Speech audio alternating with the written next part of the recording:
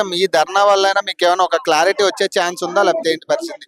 నిరుద్యోగుల పరిస్థితి ఎలా ఉంది? ఈ ధర్నా వల్ల మా సమస్యలు చెప్పుకుంటున్నాం కానీ మాకు న్యాయం చేస్తా అని ఎవరు పొలిటికల్ వాళ్ళు మాకు సపోర్ట్ గా రావట్లేరు.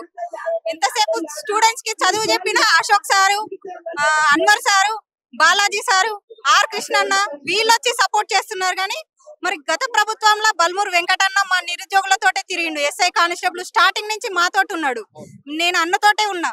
కానీ మాకు అప్పుడు న్యాయం చేసిండు. ఆపోజిట్ లో ఉన్నాడు, స్టూడెంట్ లీడర్ ఉన్నాడు. కానీ ఇప్పుడు గవర్నమెంట్ లో ఉన్నాడు, ఎమ్మెల్సీ పోస్ట్ లో ఉన్నాడు. కానీ న్యాయం చేయాలి, ఎందుకంటే వాళ్ళ చేతిలో ఉన్నదాన్ని వాళ్ళు చేయలేకపోవడం ఏంది? ప్రభుత్వం చెప్పడం కూడా అదే కదా, ప్రధాన ఎజెండా ఏంటంటే నిరుద్యోగులకు ఉద్యోగాలు కల్పిస్తాము, నిరుద్యోగ భృతి ఇస్తామని. మరి ఆ ఎజెండా ఏమైంది? మరి ఇప్పుడు ఎందుకు వాళ్ళు నెరవేర్చలేదు? ఆపోజిట్ పార్టీలో ఉన్నప్పుడు వాళ్ళు చేస్తామన్నారు, గవర్నమెంట్ తిట్టిరు. మరి వాళ్ళ చేతిలో ఉంటే ఇప్పుడు ఆపోజిట్ పార్టీలో ఉన్నప్పుడు వాళ్ళ చేతిలో ఉందన్నప్పుడు మరి ఇప్పుడు వీళ్ళ చేతిలో ఉంది కదా. వీళ్ళు డైరెక్ట్ గా మా ప్రాబ్లమ్స్ ఏందని వీళ్ళు చూసిరు, మా వెంట ఉండి చూసిరు ప్రతి క్షణం. ఎస్ఐ కానిస్టేబుల్ 7 మార్క్స్ నుంచి గ్రూప్స్ అన్ని A to Z చూసిరు. ఇప్పుడు స్టేట్ నోటిఫికేషన్ అట్లే ఉంది, సెంట్రల్ నోటిఫికేషన్ నీట్ లాంటి ఎగ్జామ్స్ కూడా లీక్ అయినాయి పేపరు. అక్కడ అన్యాయమే, ఇక్కడ అన్యాయమే. 10 ఇయర్స్ నుంచి నిరుద్యోగులకు ఏ రకంగా న్యాయం జరగలేదు.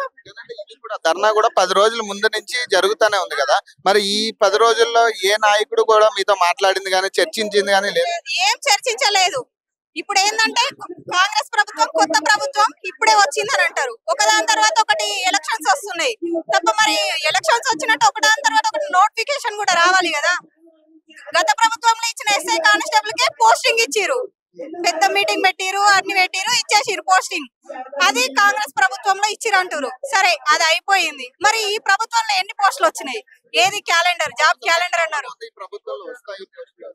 అంటే కొత్త ప్రభుత్వం కాబట్టి మేము నమ్మకం లేదని చెప్పలేము. కానీ ఎప్పుడు చేస్తామని ఒక నాయకుడు ముందుకొచ్చి నిరుద్యోగులకి హామీ ఇవ్వాలి. అది రేవంత్ అన్న డైరెక్ట్ గా చెప్తారా, లేకపోతే విద్యార్థి నాయకులు ఇంత ముందు కొట్లాడారు, NSU బల్మూరు వెంకటన్న లాంటి వాళ్ళు చెప్తారా, లేకపోతే ఇంకా సీతక్క ఉన్నారు, బట్టి విక్రమార్క గారు ఉన్నారు, ఇంతమంది ఎవరైనా చెప్పొచ్చు. ఒక్కసారి కలవడానికి నిరుద్యోగులకి ఛాన్స్ ఇచ్చి వాళ్ళ సమస్యలు ఏంది ఒక రోజు డిస్కషన్ చేసి మొత్తం ఏమేం కావాలి, ఏంటిది, అసలు ఎట్లా చేయాలి, ఎప్పుడు చేస్తారు, ఖచ్చితమైన హామీ ఇచ్చి నెరవేర్చాలని మా డిమాండ్.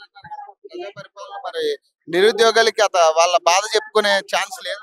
అంటే పోతున్నారు, అక్కడికి వెళ్తున్నారు, అప్లికేషన్ ఇస్తున్నారు, అప్లికేషన్ ఎక్కడ పోతాయో తెలియదు. ఇక కానీ సమస్య అప్లికేషన్ వరకే ఉంటుంది, నాయకులకు చేరట్లేదు, దానికి పరిష్కారం రావట్లేదు.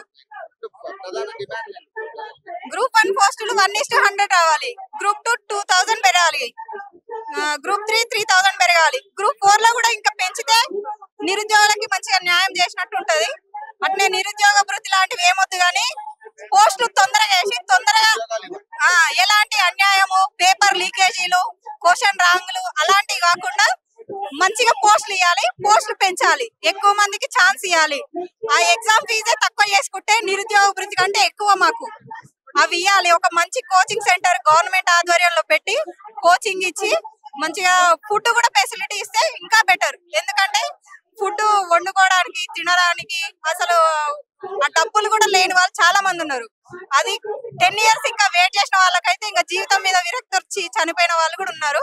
అందుకే ఆర్థికంగా అవసరం లేదు కానీ ఫుడ్, కోచింగ్ అవి ఇచ్చి టైం టేబుల్ ఖచ్చితంగా ప్రణాళిక ఉండి నిరుద్యోగులకు ఖచ్చితంగా ఎంకరేజ్ చేస్తారని నమ్మకం ఉంది. కానీ తొందరలో ఇస్తే బెటర్.